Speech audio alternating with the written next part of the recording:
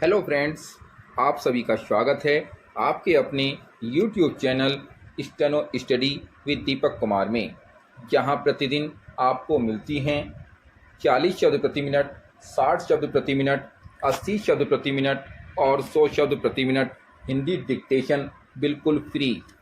चलिए वक्त ना गवाते हुए डिक्टेशन शुरू करते हैं।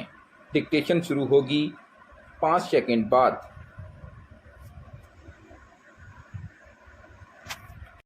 स्टार्ट।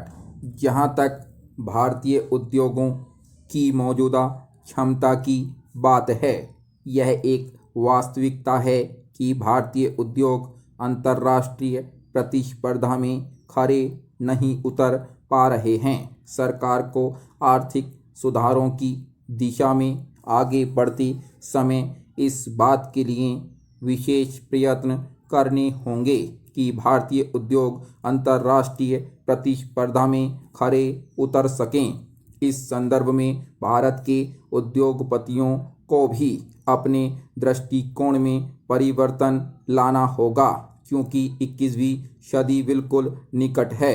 अतः भारत को बड़े पैमाने पर उदारीकरण करना होगा, क्योंकि तभी वैश्विक अर्थव्यवस्था के साथ कदम मिलाकर चलना संभव होगा और तभी उन समस्याओं का सामना किया जा सकेगा जो देश के समक्ष उपस्थित हैं। उदारीकरण और वैश्वीकरण की ओर बढ़ते समय भारत सरकार को यह भी देखना होगा कि कहीं भारतीय उद्योग ऐसी स्थिति में न आ जाएं कि वे स्वयं को भूखे भेड़ियों के समक्ष असहाय सा पाएं। आर्थिक विकास में स्वदेशी के दृष्टिकोण की उपेक्षा करना किसी भी दृष्टिकोण से उचित नहीं। ध्यान रहे, स्वदेशी दृष्टिकोण न तो उदारीकरण के विरुद्ध है और न ही वैश्वीकरण के। स्वदेशी दृष्टिकोण तो भारतीय हितों को सर्वोच्च प्राथमिकता देने से संबंधित है। निश्चित रूप से भारतीय हितों को सर्वोच्च प्राथमिकता दिए बगैर इस राष्ट्र में उस आत्मविश्वास का संचार नहीं किया जा सकता जो आर्थिक समृद्धि के पद पर तेजी से आगे बढ़ने के लिए आवश्यक है। चेंज। केंद्रीय वित्त मंत्री यशवंत सिन्हा देश की आर्थिक स्थिति में सुधार के संदर्भ में जो आंकड़े दे रहे हैं वे सही तो हैं, लेकिन प्रश्न यह है कि क्या इस आंकड़ेबाजी से समृद्धि आ जाएगी?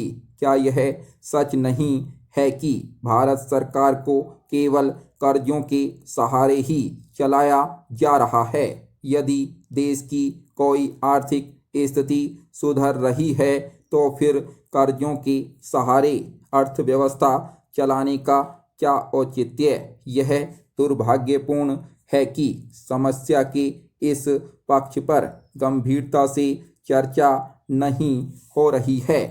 जो सत्ता पक्ष में है वे इस संदर्भ में इसलिए चर्चा करने से कतराते हैं क्योंकि इससे उनकी प्रशासनिक अक्षमता उजागर होती है, और जो विपक्ष में हैं वे केवल उन्हीं मुद्दों पर अपना ध्यान अधिक केंद्रित करते हैं जिनसे सुर्खियों में आया जा सके।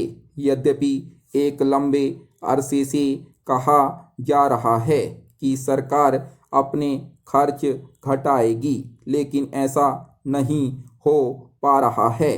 खर्च घटाने के मामले में आमतौर पर केंद्र सरकार और राज्य सरकारें कुछ ऐसी घोषणाएं ही अधिक करती हैं कि हर मंत्रालय को अपने खर्च में एक निश्चित प्रतिशत में कटौती करने को कहा गया है अथवा नए खर्चों पर रोक लगा दी गई है और इसके तहत यात्राओं आदि को सीमित कर दिया गया है।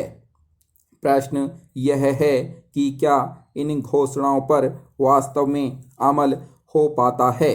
यदि भारत सरकार ने अपने खर्चों में वास्तव में 10% की कटौती की होती तो संभवतः आज देश की ऐसी आर्थिक दुर्दशा न होती। सच तो यह है कि भारत सरकार का कोई मंत्रालय अपने कर्मचारियों की संख्या घटाने के लिए तैयार नहीं है। यह कोई छिपी बात नहीं है। पिछले 10 वर्षों में लगभग सभी मंत्रालयों में कर्मचारियों की संख्या बढ़ी ही है। विराम स्टॉप।